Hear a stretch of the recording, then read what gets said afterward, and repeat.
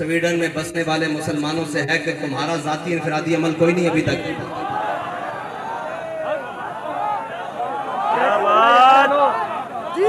اگر تم کلمہ پڑھتے ہو تو تمہارا بھی ذاتی انفرادی عمل اس وقت بہت سارے ہو جانے چاہیے تھے. بے شک.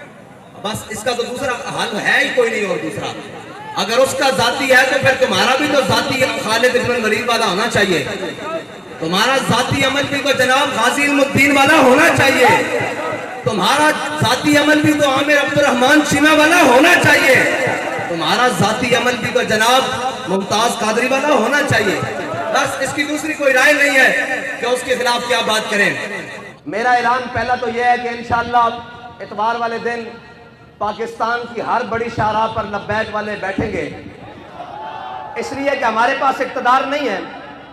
آپ نے گھر سے مسلح اور قرآن لے کر آنا ہے. عصر سے مغرب تک سب نے اتوار والے دن قرآن اور مسلح لے کر آنا ہے. پاکستان کی ہر بڑی شاہراہ پر لبیک والے، جیسے لاہور ہے تو لاہور میں مال روڈ پر، کراچی ہے تو شاہراہ فیصل پر، اسلام آباد ہے تو شاہراہ دستور پر، اس طرح جناب بڑی بڑی شاہراہوں پر قرآن اور مسلح لے کر آنا ہے. ٹھیک ہے جی. عصر سے مغرب تک، اور پھر مغرب سے عشاء بھی ہو سکتی ہے، عشاء سے فجر بھی ہو سکتی ہے. یہ تو پھر اگلی بات ہے نا. قرآن اور مسلح، اور اپنے بچوں کو بھی ساتھ لے کر آنا ہے. اپنے بوڑھوں کو نہیں مردے یار بڑھے کچھ نہیں ہوتا انہوں نے. بوڑھوں کو بھی نہیں ساتھ لے کر آنا ہے. نوجوانوں کو بھی ساتھ لے کر آنا ہے. گھر میں کوئی بندہ نہ لے. ٹھیک ہے بھائی. جتنے لبیک والے ہیں سارے مین شاہراہوں پر، اگر شہر دور ہیں تو جو ان کے قریب مین سڑکیں بنتی ہیں وہاں پر آئیں گے. یہ ہمارا اعلان اس وقت ہے جب تک لبیک کے پاس حکومت نہیں ہے. اور اگر لبیک کے پاس حکومت ہوتی آج کے دن تو پھر کوئی تحریکی مارچ ریلیوں کا اعلان نہیں ہوتا. صرف ایک پی ٹی وی کا مائک ہوتا اور جو بھی لبیک جس کو حاکم بناتی وہ سامنے ہوتا اور وہ کہتا کہ گھروں سے ایک مسلح اور اپنا ہتھیار اور اپنی سواری لے کر شاہراہوں پر آ جاؤ.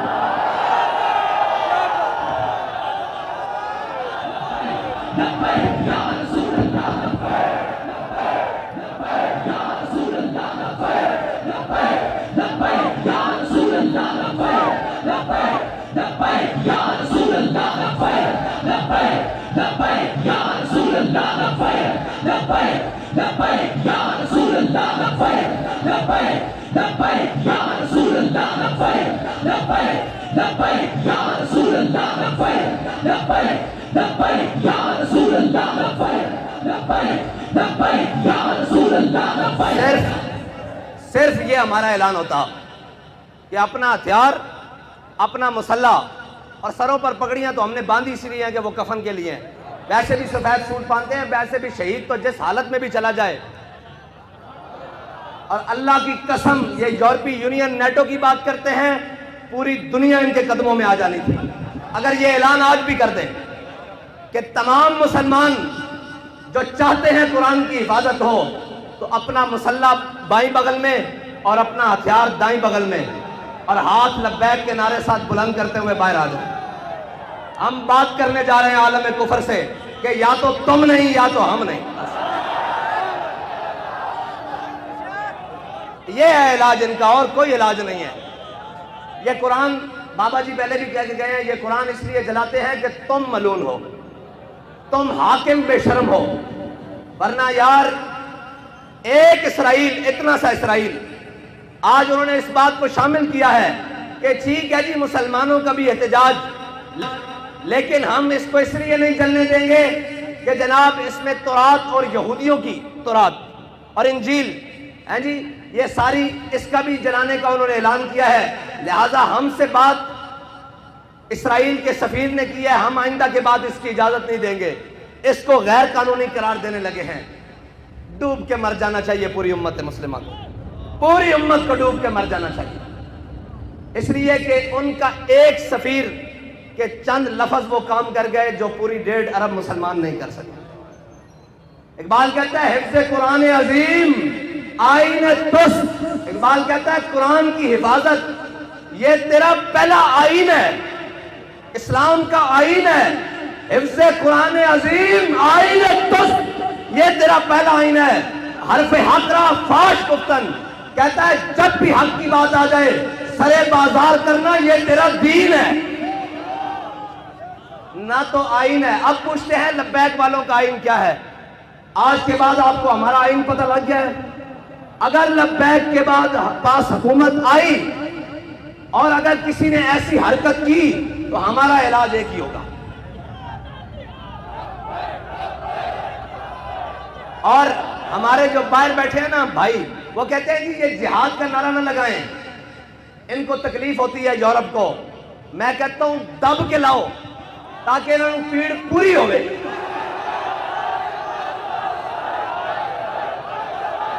الجہاد الجہاد الجہاد الجہاد الجہاد الجہاد۔ اور نہیں کوئی ایسی دنیا افلاک کے نیچے، نہیں کوئی ایسی، اقبال کہتا ہے نا، نہیں کوئی ایسی دنیا افلاک کے نیچے بے مار کا ہاتھ آئے تخت جموں کا۔ اقبال کہتا ہے دنیا میں کوئی ایسی جگہ رہ نہیں گئی کہ مسلمان کہیں ہم وہاں عزت سے حکومت کر رہے ہیں۔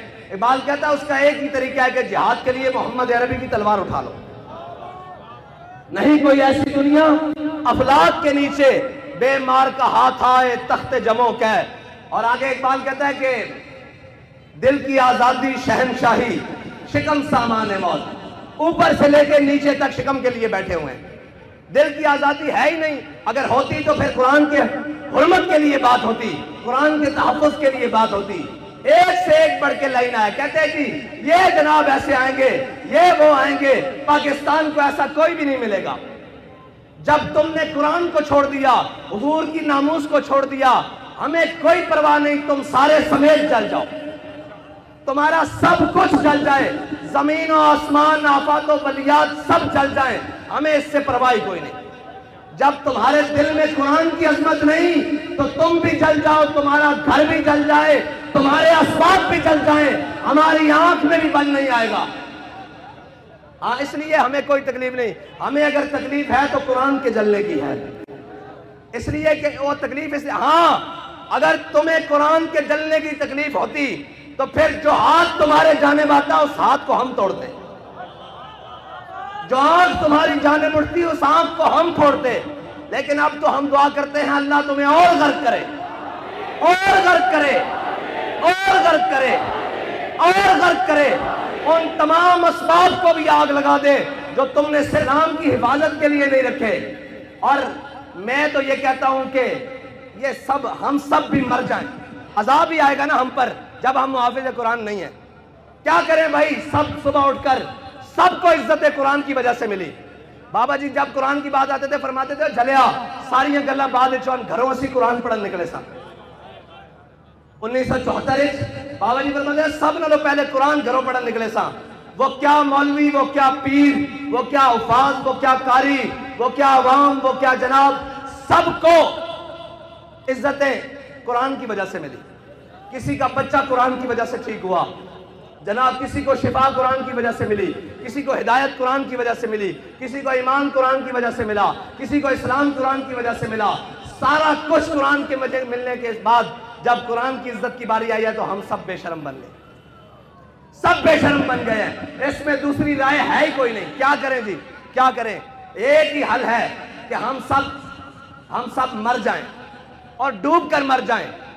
یار ایک اسرائیلی کی بات، ایک سفیر کی بات سویڈن کو روک سکتی ہے تو 1.5 ارب مسلمان کوئی نہیں، کچھ بھی نہیں۔ یہ جھوٹ ہے، یہ پاکستان کا نام بھی، یہ ریاست کا سب فراڈ، 57 اسلامی ممالک سب جھوٹ، 1.5 ارب مسلمان سب دھوکہ، کچھ بھی نہیں ہے۔ اگر ہوتا تو آج قرآن کو سرعام ایسے کوئی نہ جلاتا۔ اور یار بارساں دیا چیزاں کہ اس طرح لاوارث کر کے جلائیں گا، یہ بات نہیں ہے۔ بس ہماری بات اتنی ہے، ہاں آپ نے آنا ہے اور ہم کیا کر سکتے ہیں؟ کچھ بھی نہیں کر سکتے۔ کیا وہ سارے ملعون حق تو یہ تھا نا کہ آج کے دن کہتے ہیں یوم تقدس منانا ہے۔ میں نے کہا تم تقدس کو چھوڑو، 365 دن بھی مناؤ تو کوئی فرق نہیں پڑتا۔ تقدس تو وہ ہے کہ ہمارا بچہ بھی قرآن کو سینے سے لگا کے رکھتا ہے. تقدس تو یہاں سے شروع ہوتا ہے نا, اوپر تک جہاں تک مرضی لے جاؤ. اس کے نفاذ کی بات کرو. تم آج کے دن صرف 1 منٹ کے لیے نیول چیف بھی بلا لیتے, آرمی چیف بھی بلا لیتے, فضائیہ کا چیف بھی بلا لیتے, سارے آئی جیز بھی بلا لیتے, رینجر کے سربراہ بھی بلا لیتے, ساری جناب ایف سی کے سربراہ بھی بلا لیتے, سارے وزیر بھی بلا لیتے, اور سارے ہاتھ میں آج کلیشن کو پکڑ کر سفیر کو بلاتے سویڈن کو. اس کو کہتے ہو, تم کہتے ہو کہ جناب ہم نے اس کو آزادی دی رکھی ہے, شخصی آزادی, ہم مذمت کرتے ہیں لیکن اس کی شخصی آزادی ہے. لو آج ہم تمہیں یہ بتا رہے ہیں کہ ہم نے قرآن کی حفاظت کا ذمہ اللہ نے ہمارے لیے لگایا ہے. ہم جب تک قرآن کی حفاظت نہیں ہوتی ہم تم سے جنگ جاری رکھتے ہیں. 1 منٹ کی بات تھی, 1 منٹ کی بات تھی, 1 سیکنڈ کی بات تھی, لیکن کوئی نہیں, نہ کوئی بات کرے گا. ہم جناب مذمت کرتے ہیں. میں نے کہا مذمت کی ضرورت نہیں. جب مرمت کی طاقت ہو تو مذمت حیثیت ہی کچھ نہیں رکھتی. مذمت تو شاہ صاحب نے کہا عیسائی بھی کر رہے ہیں, مذمت تو یہودی بھی کر رہے ہیں, مذمت تو پارسی بھی کر رہے ہیں, مذمت تو ہندو بھی کر رہے ہیں. تمہیں اللہ نے اس لیے نہیں طاقت دی تھی, تمہارا کام تھا تم مرمت کرتے. ہاں, جس طرح ان کی مرمت کی ہے جنہوں نے تمہارے گھر کو جلایا. ہاں, جس طرح ان کے لیے اسپیشل عدالتیں بنائی ہیں, جیسے ان کے لیے لوہے کے راڈ تیار کیے تھے, اس طرح مرمت کرتے تو ان کی جرت بھی نہ ہوتی بات کرتے. لیکن کیا کریں, کوئی اقبال نے کہا کیا نہیں ہے اور کوئی غزنوی کارگاہ حیات میں. لیکن انشاءاللہ اگر بات اس حد تک آ گئی ہے تو پھر اللہ کو بھی تو کچھ منظور ہوگا نا, پھر اس کی قدرتوں کو بھی تو کچھ منظور ہوگا کہ وہ اپنی قدرتوں سے اسلام کے محافظوں کو غالب لائے گا, دین کے محافظوں کو غالب لائے گا, اسلام کے محافظ